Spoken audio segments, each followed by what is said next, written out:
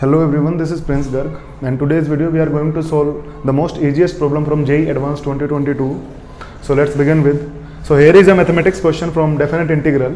So इस question में देखो हमें कहा क्या गया है, हमें कहा गया है कि we need to calculate this and we need to apply GIF on the particular value of this function. Okay. So इस क्वेश्चन को देखो ध्यान से, यहाँ पर अगर जो हमें फंक्शन दे रखा है साथ में उसका इन्वर्स भी दे रखा है. So अगर हम इसको प्लॉट करने चले, so लिमिट देखो x बराबर 1 से x बराबर 2 तक जा रही है. ओके, 1 रखने पर फंक्शन की वैल्यू मेरे को क्या मिलेगी 1, बिकॉज मैं यहाँ पे 1 रखूंगा, that is ln 2 base 2, that going be 1. और हमें पता लॉगरिथम का ग्राफ ऐसे डाउनवर्ड कनकेविटी वाला होता है, तो अगर मैं इधर 2 रखता हूँ तो ये वाला पॉइंट मेरे को क्या मिलेगा, ये वाला पॉइंट मेरे को मिलेगा that is 2 ln 2 base 9. Okay, so अब पहले जो इंटीग्रल वैल्यू है उसके अंदर मेरे से क्या कैलकुलेट करवाया जा रहा है, ये वाला एरिया. ओके, अब हमारे पास क्या फंक्शन का देखो दूसरी साइड में फंक्शन का इन्वर्स दे रखा है. तो जो इन्वर्स होता है, इन्वर्स जो होता है वो सिमेट्रिक होता है किसके, y बराबर x एक्सिस के, y बराबर x के. तो that will B symmetric about that y बराबर x. ओके, तो दूसरे इंटीग्रल में मेरे से जो कैलकुलेट कराया जा रहा है वो ये चीज़ है. और हमें पता है कि ये जो y एक्सिस पे एरिया होगा that is same as that area. ये वाला जो एरिया है वो इस वाले एरिया के सेम होगा. तो यहाँ पर ध्यान से देखा जाए तो हमें क्या मिल रहा है, एक तो रेक्टेंगल मिल रही है और एक क्या मिल रहा है, ये वाली चीज़ मिल रही है. So the net area will be, तो जो नेट एरिया निकल के आएगा वो क्या होगा, देखो अब हमारा ये जो पॉइंट था दैट इज 1, एंड ये जो हाइट थी ये चीज़ क्या थी, ln 2 बेस 9. ओके, तो ये जो चीज़ होगी हमारी, देखो क्या दे रखा है, ये जो पहले तो मैं छोटे वाले का एरिया निकालूंगा. तो छोटे वाले का एरिया क्या होगा, जो छोटे वाले का एरिया होगा that is 2 - 1, that is 1 into this is your base and height will be 1 into 1 plus.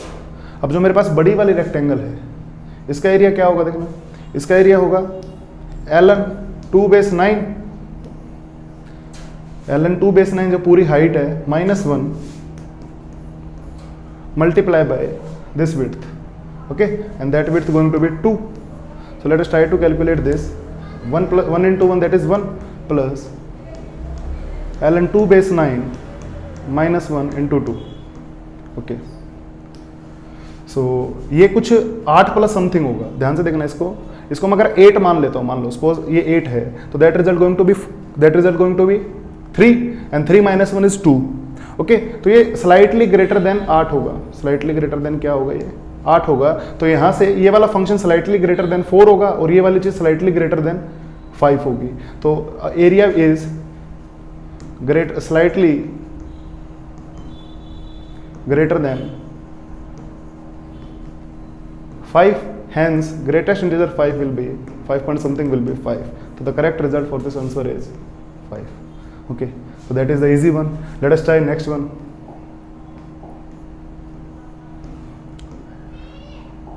This is a question from matrix. So इसके अंदर हमें देखो हाईएस्ट पावर को कैलकुलेट करना है, m की पावर 2022. ओके, तो इसको कैलकुलेट करने के लिए आप एक बेसिक अप्रोच लगाते हैं कि मैं इसमें से एक आइडेंटिटी मैट्रिक्स को कॉमन ले लेता हूँ. आइडेंटिटी मैट्रिक्स कॉमन लेने के बाद जो मेरे को फंक्शन मिलेगा वो क्या होगा, मैट्रिक्स मिलेगा that will B this identity 3/2 -3/2 and -3/2. तो मैंने क्या किया, इस m मैट्रिक्स को रिप्रेजेंट कर दिया इस फॉर्म के अंदर. ओके, तो यहाँ से देखा जाए ना, यहाँ से देखा जाए तो ये जो m मैट्रिक्स है, m मैट्रिक्स, इसका अगर मैं स्क्वायर कैलकुलेट, ये जो नया मैट्रिक्स बना इसका अगर मैं स्क्वायर कैलकुलेट करने की कोशिश करूँ तो that square going to be 0 0 0 0. Okay, so let us try to calculate 2022. तो यहाँ से मेरे को क्या समझ में आएगा, मेरे को इस पूरे फंक्शन की पावर 2022 कैलकुलेट करनी पड़ेगी. ओके, अब जो स्क्वायर वाली टर्म होंगी इस मैट्रिक्स की वो सारी क्या हो जाएंगी, 0 हो जाएंगी. 0 क्यों होंगी, स्क्वायर या स्क्वायर से ज्यादा वाली हर एक टर्म 0 होगी. तो हमारे पास जो रिजल्ट बचेगा that will be 2022 C0 identity की power 2022 plus 2022 C1 time that new matrix, let me write it A. Okay, तो यहाँ से अगर हम इसको कैलकुलेट करने चलेंगे तो our result will be A. That is quite easy one. Let us try another problem. This problem is basically from Gauss law and that is quite easy. Here we are given a charge Q held in a cylindrical sorry spherical vessel, जिसके अंदर देखो आधा vessel ऊपर रखा और नीचे कौन लगा दिया, but we need to calculate the flux through this. तो ये हमें बेसिक सी बात मालूम है कि अगर मान लो हमारे पास क्या है, एक स्फीयर हमें किसी गिवन है, सपोज वी आर गिवन है स्फीयर, और इसके अंदर क्यू चार्ज रख रखा है, तो जो नेट फ्लक्स निकलेगा, net flux will be q upon epsilon. तो आधा, अब मैं इसको दो हिस्से में काट देता हूँ, तो आधा फ्लक्स ऊपर से जाएगा, आधा फ्लक्स नीचे से जाएगा, वो सारा का सारा इस कौन से पास होगा। सो लेट मी राइट, तो देखो हमें फ्लक्स क्या गिवन है, m q upon 6 epsilon, that will be q upon 2 epsilon. Okay, so from there n is equals to 3, that is easy one. Let us try next question. Okay, this is from organic chemistry.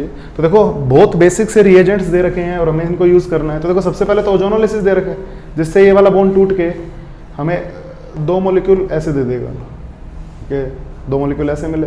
बाद में हमने क्या किया, KMnO4 डाला, KMnO4 से ये दोनों molecule क्या हो जाएंगे, ऑक्सीडाइज होकर एसिड बना लेंगे। ठीक है, बाद में NaOH इलेक्ट्रोलिसिस कर रखा है, that is called electrolysis process for decarboxylation. So इसके कॉरस्पॉन्डेंस हमें 2 ऐसी फ्री रेडिकल मिलेंगे जो कि एडिशन शो करके हमारे पास एक हेक्सेन जैसा कुछ बना देगी। अब इसमें हमने क्या डाला, देखो Cr2O3, दैट इज एरोमेटाइजेशन। तो यहाँ पर क्या होगा, एक बेंजीन रिंग बन जाएगी। हैंस तो क्वेश्चन में हमसे ये वाले ग्रुप पूछे, तो इसके अंदर एक भी ग्रुप नहीं है, that is answer is 0। Let us try next one. That is a question from capacitance, so let us try to solve this. इस कैपेसिटेंस के अंदर हमसे C3 के अंदर चार्ज पूछा गया है। तो यहाँ पर देखो 2 वाट का क्या लगा रखा, बैटरी लगा रखी है। तो देखो डायरेक्ट पैरेलली से कनेक्ट है, पैरेलली कनेक्ट है, तो हम ये क्या लिख सकते हैं, Q बराबर CV, and your C will be equals to, C will be equal, C3 will be equals to what. हमें देखो 2 वाट की तो बैटरी दे रखी है सर, और हमारे पास जो कैपेसिटेंस है इसकी वैल्यू क्या दे रखी है, हमारे पास जो C3 की वैल्यू दे रखी है दैट इज 4 माइक्रो फैराड। तो that will be equal to 8 micro coulomb, hence the result will be 8। Okay, so let us try next question.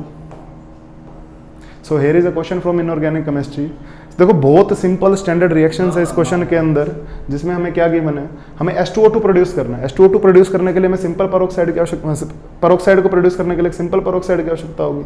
तो इसके अंदर हमें जो पेरोक्साइड गिवन है 2 जगह पर गिवन है, देखो एक तो बैरियम और एक तो बैरियम ऑक्साइड दे रखा है जिसको H2SO4 के साथ ट्रीट किया गया है, और एक बैरियम ऑक्साइड दे रखा है जिसको HCl के साथ ट्रीट किया है। तो यहाँ पर जो स्टैंडर्ड NCERT का रिजल्ट है, इसके अंदर क्या डायरेक्ट हमें क्या मिल जाएगा, H2O2 मिल जाएगा।